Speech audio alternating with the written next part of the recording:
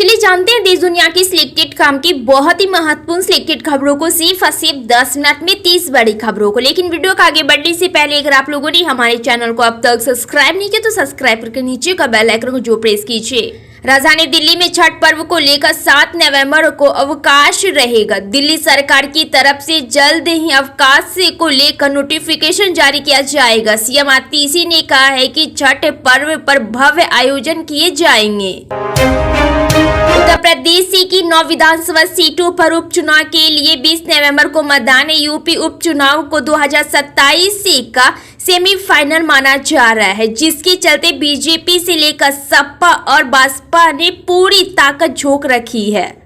18वीं लोकसभा का शीतकालीन सत्र 25 नवंबर से शुरू हो रहा है। यह सत्र 20 दिसंबर तक चलेगा। संसदीय कार्य मंत्री किरण रिजिजू ने इनकी जानकारी दी है। संसद के शीतकालीन सत्र के दौरान वन नेशन वन इलेक्शन और वक्फ विधेयक समेत कई बिल पेश होने की उम्मीद है।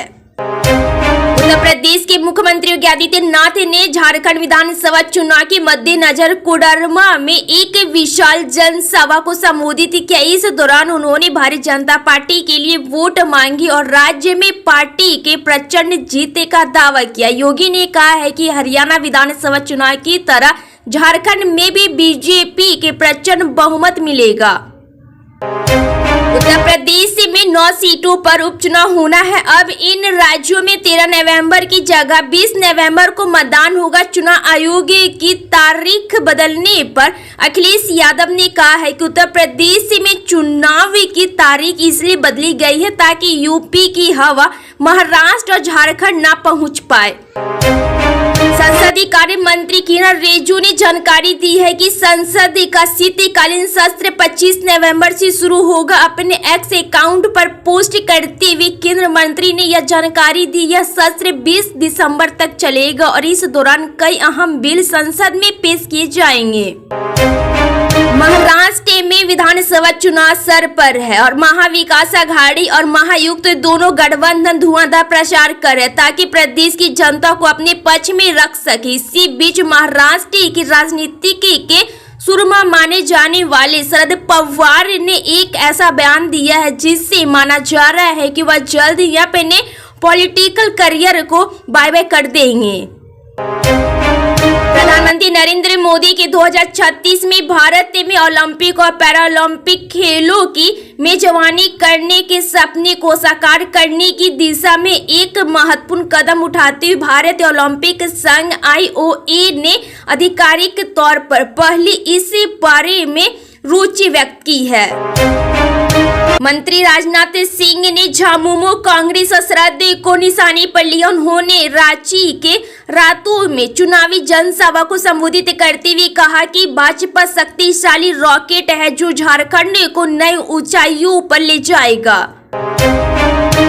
झारखंड विधानसभा चुनाव के दौरान प्रचार करते हुए रक्षा मंत्री राजनाथ सिंह ने रांची में एक चुनावी रैली के दौरान सत्तारूढ़ झारखंड मुक्त मोर्चा के नेतृत्व वाले गठबंधन पर जमकर हमला बोला। कांग्रेस के राष्ट्रीय अध्यक्ष मल्लिकार्जुन खड़गे ने झारखंड में ईडी गठबंधन के प्रत्याशियों के पक्ष में जनसभा को संबोधित किया। उन्होंने हजारीबाग के मांडू विधानसभा क्षेत्र से चुनाव लड़ रहे जयप्रकाश भाई पटेल के पक्ष में लोगों से वोट देने की अपील की। मुख्यमंत्री आतिशी ने कहा है कि दिल्ली की आप सरकार ने यह सुनिश्चित किया है कि पूर्वांचल के लोगों को छठ पूजा मनाने के लिए शहर छोड़कर न जाना पड़े। मुख्यमंत्री ने दोहराया है कि दिल्ली सरकार ने छठ पर्व के लिए 7 नवंबर को सार्वजनिक अवकाश की घोषणा की है।